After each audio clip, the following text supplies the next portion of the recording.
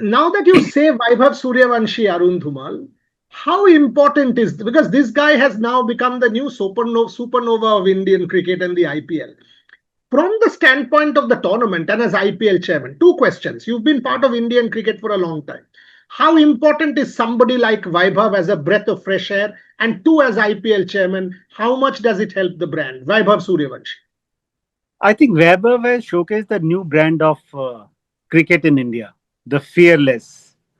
Who would have imagined somebody like Vaibhav Sooryavanshi at the age of 15 would be able to conquer what was achieved by the king of IPL, right? Him surpassing the maximum sixes in a season at such a young age is a phenomenal achievement. And we've seen it in the Under 19 World Cup, the way he played for that knock and India getting to 400 plus runs and winning with that kind of considerable margin against somebody like Australia, who's also equally good at that level. But this is the new brand of fearless cricket that these boys have represented. Both Ayush also and this Vaibhav Sooryavanshi, they are exceptional young talent. And this is the hallmark of IPL, I would say. The tagline says where talent meets opportunity. These guys got those opportunity, the platform, and they have done exceedingly well. We are super proud of them, and I think it augurs very well for the Indian cricket in the times to come. देखो धूमल साहब, मैं एक article भी मैंने लिखा है. अगर आप देखोगे Mahendra Singh Dhoni towards the end of his career, Virat Kohli, Rohit Sharma, both around, but still towards the end of their careers, we wanted a fresh star, somebody who galvanizes the whole world. In that sense, Vaibhav Sooryavanshi has taken that spot. As IPL chairman, wearing that hat now, as brand IPL, someone like this helps the brand as well, isn't it? For sure, we've seen wherever Dhoni would go to play, or Rohit would go to play, Virat would go to play, barring whatever team you support, there would be Dhoni, Dhoni, Dhoni, RCB, RCB, RCB, Rohit, Rohit, Rohit in the stadium. That would be echoing throughout the stadium. So these kind of stars definitely have a lot of traction with the fans. And that is what I said. This young talent coming it at such a young age has been a breath of fresh air, and it augurs very well for the tournament going forward. And he has time on his sides. He's just 15. He can contribute for many, many years. We've seen that with Sachin, the way he started. Who would have imagined Sachin would have that long a career?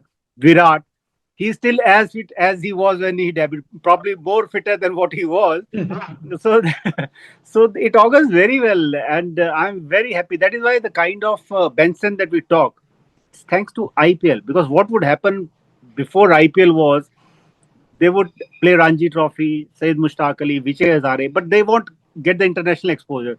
Suddenly, there was a lot of gap between what they would do in domestic cricket and when they would venture into the international cricket.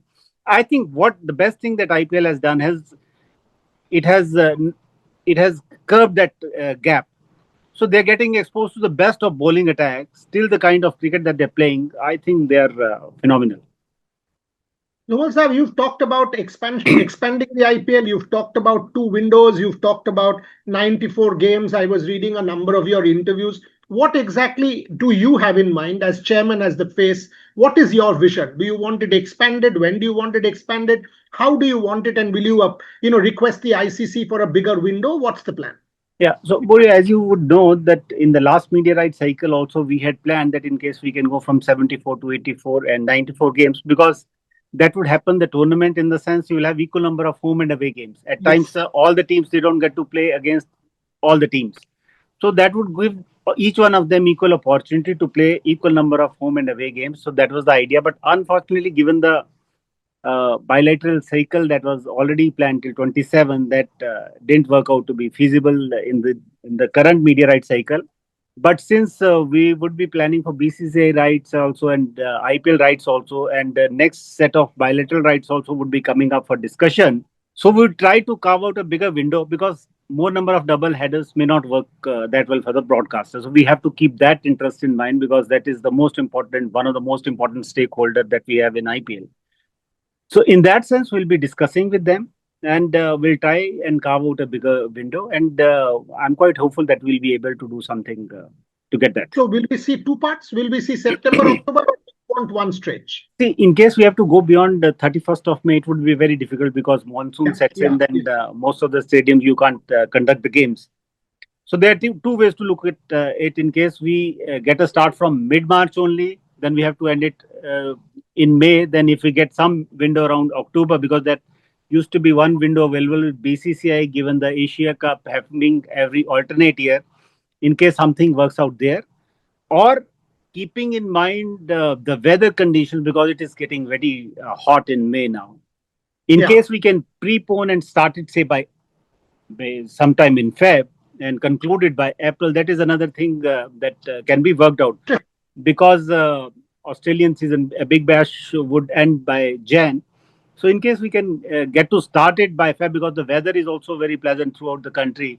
So if we get from Feb to April, that also would be amazing. So we'll discuss with all the boards.